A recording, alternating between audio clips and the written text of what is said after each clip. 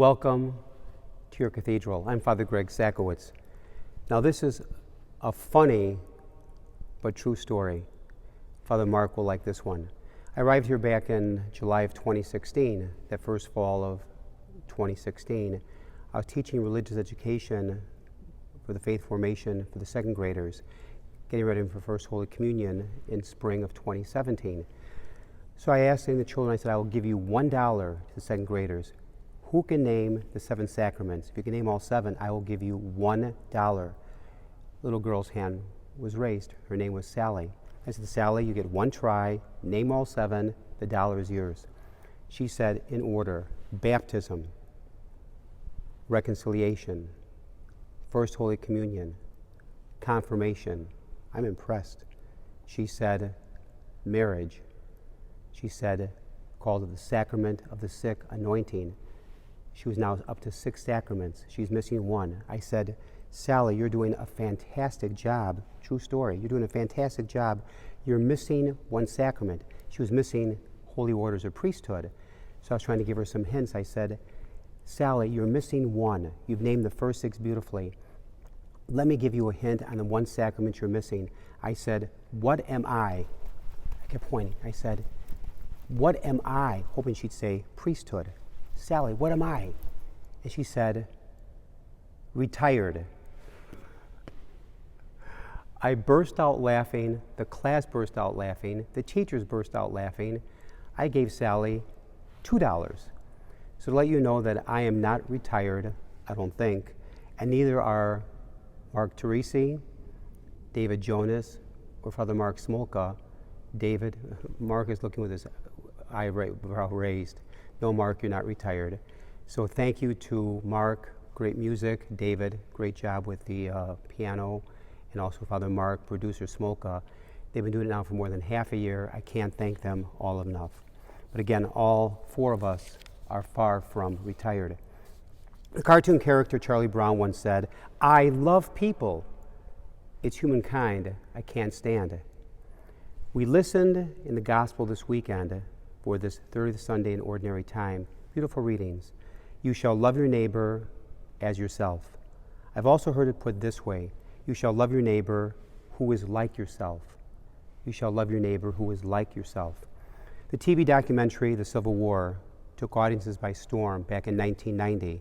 One program in the 11-part series featured a letter written by Sullivan Ballou to his wife, Sarah, just before the first battle of Bull Run.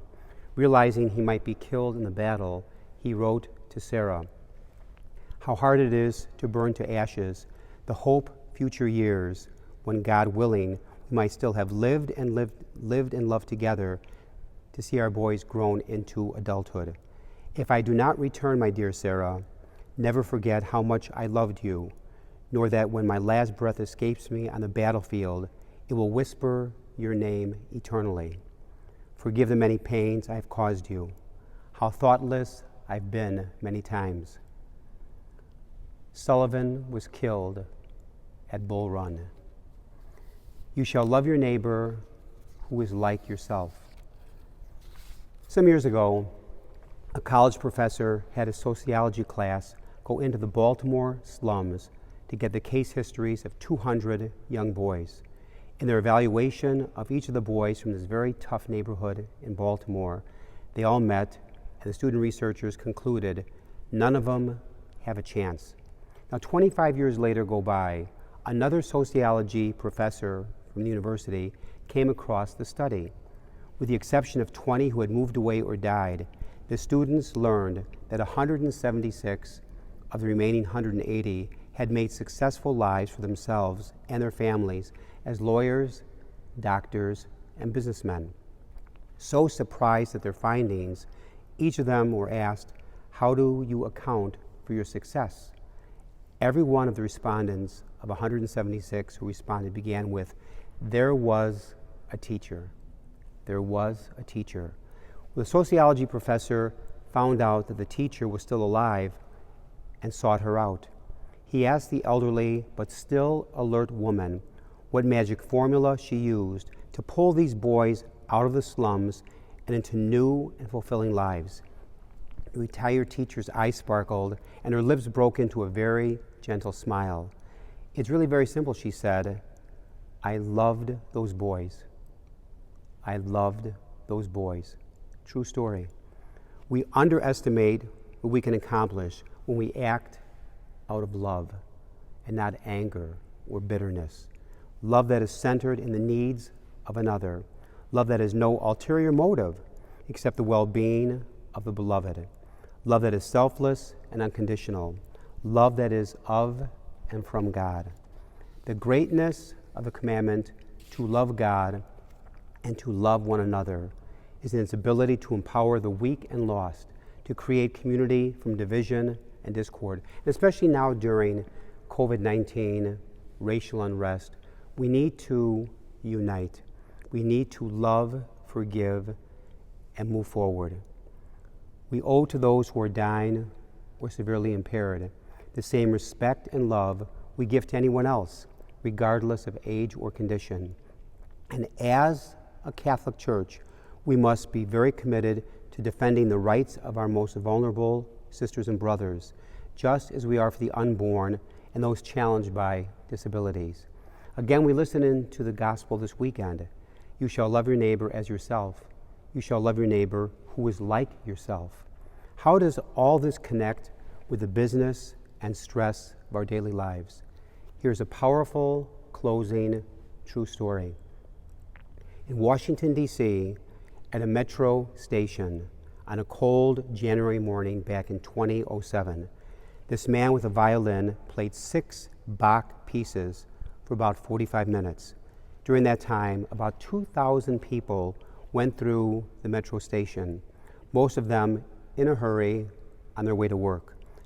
After about 3 minutes, a middle-aged man noticed that there was a musician playing. He slowed his pace, stopped for a few seconds, then he hurried on to keep his schedule. About 4 minutes later, the violinist received his first dollar bill. A woman threw money into the hat, and without stopping, she continued to walk.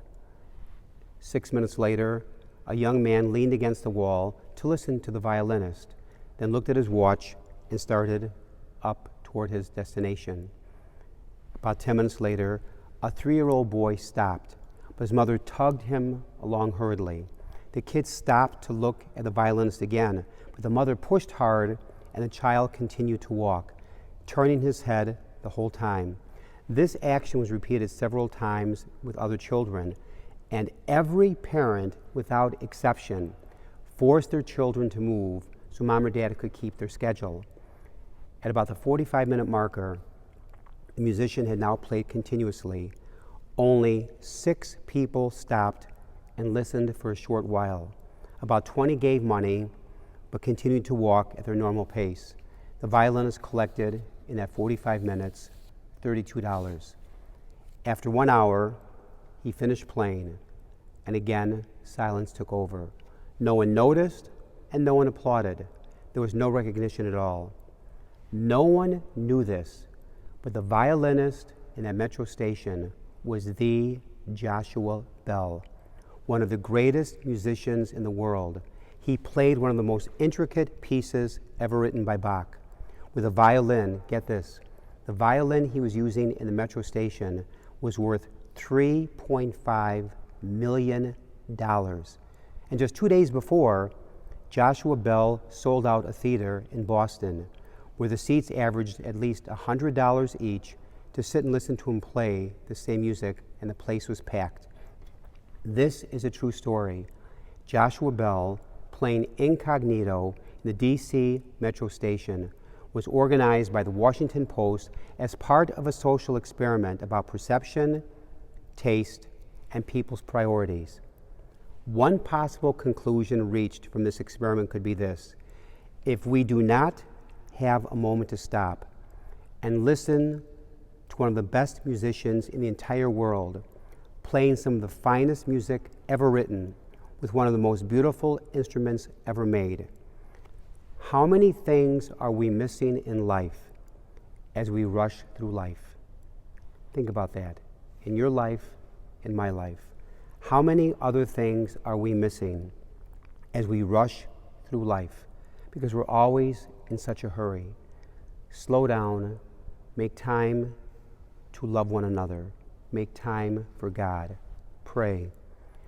You shall love your neighbor who is really like yourself. Be aware of this. To love another person is to see the face of God.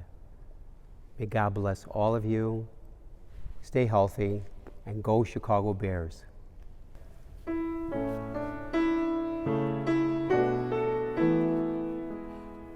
We walk by faith and not